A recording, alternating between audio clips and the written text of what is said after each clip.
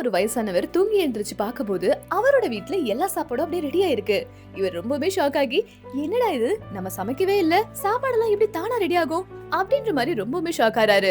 இப்படியே கொஞ்ச நாள் போயிட்டே இருக்கு. அதுக்கேத்த மாதிரி தினமும் இந்த மாதிரி சாப்பாடு ரெடியா இருக்கிறத பார்த்துட்டு இதை எப்படியாவது போலீஸ் ஸ்டேஷன்ல சொல்லணும்னு சொல்லி போலீஸ் ஸ்டேஷனுக்கு கால் பண்ணி இன்ஃபார்ம் பண்றாரு. போலீஸ் ஸ்டேஷன்ல இந்த வயசானவர் சொல்றதெல்லாம் பெருசா எடுத்துக்காம தயவு செஞ்சு போன் வைக்கிறீங்களான்னு சொல்லி போன் கட் பண்ணதுதான் மிச்சமா போச்சு.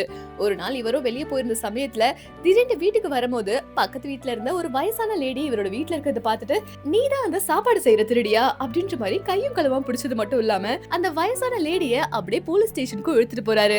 இங்க பாருங்க, இந்த லேடி தான் தேவையில்லாம என்னோட வீட்டுல வந்து டெய்லி சமைச்சிட்டு இருக்கா, என்னன்னு கேளுங்க, எதுக்கு நான் தனியா இருக்கிற வீட்டுல வந்து இவ சமைக்கணும் அப்படின்ற மாதிரி கேளுங்க அப்படின்ற மாதிரி சொல்லவும், அந்த வயசான லேடியோட பொண்ணும் வந்து, நீங்க தனியா இருக்கீங்களே, உங்களுக்கு சாப்பாடு கொடுத்தா கொஞ்சம் நல்லா இருக்குமேன்றனாலதான் எங்க அம்மா மனிதாபிமானத்துல உங்களுக்கு கொடுத்தாங்க அப்படின்ற மாதிரி சொன்ன பிறகுதான் அவரும் நம்பி அந்த லேடி கிட்ட உன் பேர் என்ன, என்னோட பேரு இதுதான் சொல்லி அவர் ஒரு சின்ன இன்ட்ரோடக்ஷனும் கொடுத்துக்கிறாரு. அன்னில இருந்து ஏனே தெரியல, இந்த வயசானவருக்கு அந்த வயசான லேடி மேல ஒரு சின்ன லவ் உருவாக ஆரம்பிக்குது. இந்த வயசானவரோ சின்ன வயசுல இருந்து மிலிட்டரியில இருந்தனால எப்பவுமே ரொம்ப ஸ்டபர்னா இருக்கிற ஆளு. இவரும் சரி வயசான காலத்துல தன்னோட சாப்பாடு எக்ஸ்பென்ஸ் எல்லாம் பாத்துக்கணும் அப்படின்றதுக்காக பக்கத்துல ஒரு சின்னதா ஒரு ஸ்டோர்லயே வேலை செஞ்சுட்டு இருப்பாரு.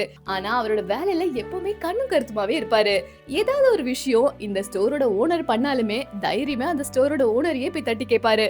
அந்த அளவுக்கு ரொம்பவே தைரியமான ஆள் இவரு. இவரும் ஒரு பெரிய பில்டிங்ல தான் வாழ்ந்துட்டு இருப்பாரு.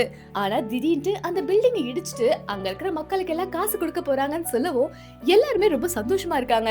எப்படியாவது இந்த காசை வாங்கிட்டு வேற பிசினஸ் பண்ணலாம், இந்த ஊரை விட்டு போலாம் அப்படின்ற மாதிரி ஒவ்வொருத்தர் நினைச்சாலுமே, ஆனா இந்த தாத்தா இந்த பில்டிங்கை இடிச்சிட்டாங்கன்னா எப்பவுமே இவ்வளவு மக்களுக்கு நடுவுல நடமாடிட்டு இருக்க அவரு இன்னும் தனிமையாயிடுவாருன்னு சொல்லி அதெல்லாம் பண்ண முடியாதுன்னு சொல்லி அவரும் அப்போசிங்ல தான் இருக்காரு. இந்த மாதிரி சமயத்துலதான் இந்த வயசான அம்மாவும் பக்கத்து வீட்டுக்கு வரவும் அவர் மேல பரிதாபப்பட்டு அவங்களுக்கு சமைச்சு கொடுத்திருப்பாங்க. அது என்னமோ தெரியல, இவங்க சமைச்சு கொடுத்த பிறகுதான் இவருக்கு அவங்க மேல சின்னதா பாசம் உருவாக ஆரம்பிக்குது.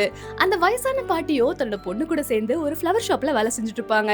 அந்த ஃப்ளவர் ஷாப்பை எப்பெல்லாம் கிராஸ் பண்ணி போனாலுமே அந்த தாத்தா அவங்களுக்குள்ள ஏதோ ஒரு ஃபர்ஸ்ட்ல வந்த மாதிரி தூரத்துல நின்னு எட்டியும் பாக்குறாரு.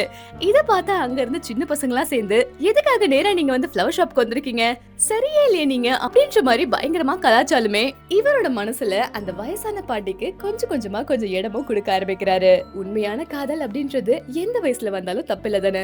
உங்களுக்கு இந்த வீடியோ பிடிச்சிருந்தா மறக்காம லைக் அண்ட் சப்ஸ்கிரைப் பண்ணிக்கோங்க.